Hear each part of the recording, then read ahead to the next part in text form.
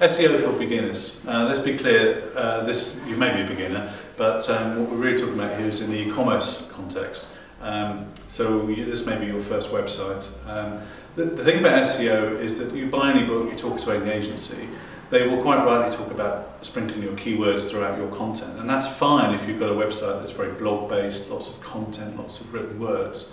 But in e-commerce there's very little words. It's more pictures, prices. Yes, there are product descriptions, but and quite a lot of those are duplicated, by the way, from one site to another. People will sell the same products that maybe you're selling, and you'll just copy and paste everything, put it on your site. Well, duplicate content isn't rewarded by Google or the search engine. So what I want to talk about here is some of the things that you must do and some of the things that perhaps you should do when putting your e-commerce site together, purely with regard to SEO.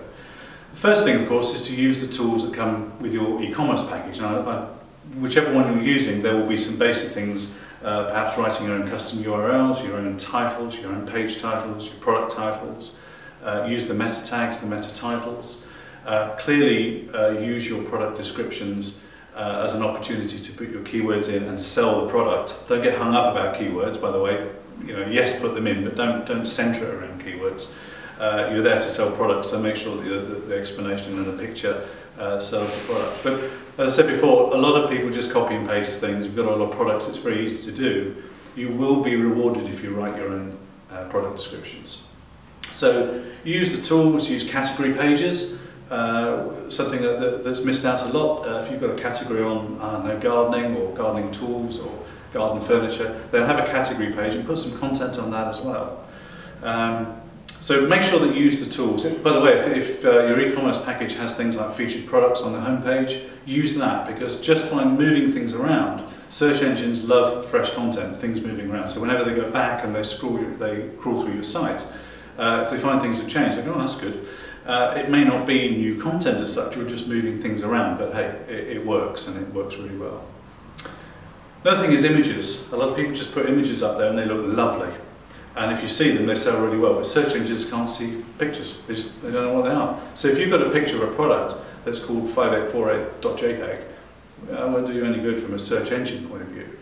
And be descriptive with your file names for images. So don't just call them a Wellington boot. What kind of Wellington boot is it? Is it a size 7? Is it a yellow one? Because if you put size 7 yellow Wellington boot.jpg, you will be found when people key that in. Okay, that's an obscure search term, but you see what I'm getting at. People are looking for certain types of products. Even if they type in Wellington boot, your images may well appear above everyone else because you've actually got the name Wellington boot in your file name.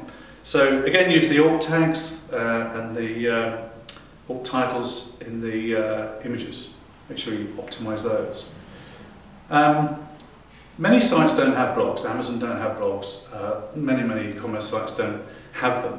That's not to say that you should. If you're in a niche sector, if you're a specialist in garden furniture, Wellington boots, become a specialist in it and write a blog, create a blog. My recommendation though is that you get an e-commerce system that allows a blog to be operated within it. And there aren't quite a few of those. Or if you like Blogger or WordPress, that's fine, but see if you can put on a subdomain of your main domain. Because from an SEO point of view, you get traffic going to your blog sites and traffic going to your e-commerce. And really you need them under the same heading to maximise the cumulative effect of blog posts and the SEO count. The other thing I would say about blogs is that when you start one, keep it going. It depends on the traffic to your site, but at least once a week. And I would say if you can't commit to that, don't have a blog. It'll actually be counterproductive.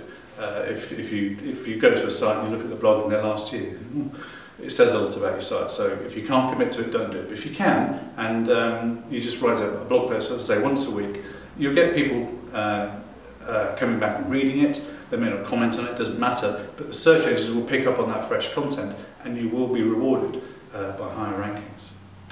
Link building. I won't go into too much detail about link building here, but link building, I'm talking about internal links, which is links from page to page. Now, if you've got a product and related products, there are some links straight away. I wouldn't link too much outside of your site, but inbound links is the big one. topic of perhaps a different video, but having a link building strategy to get people to link to your site is really, really important in SEO. And finally, one thing that Google says time and time again, and it may be a bit boring, but it's compelling, is to have a great site. Now, whatever that means, I don't know, because it depends on your business, but just think of yourself as a customer and think, why would I want to come back to this site? Yes, they've got some great products. They should have some good value prices. You don't have to be too expensive, you don't have to be too cheap. But what else? Are you the expert? Are you helping people with videos on demonstrating how the products can be used? Are you giving them advice on the technology behind your products? Think about it from a customer's point of view.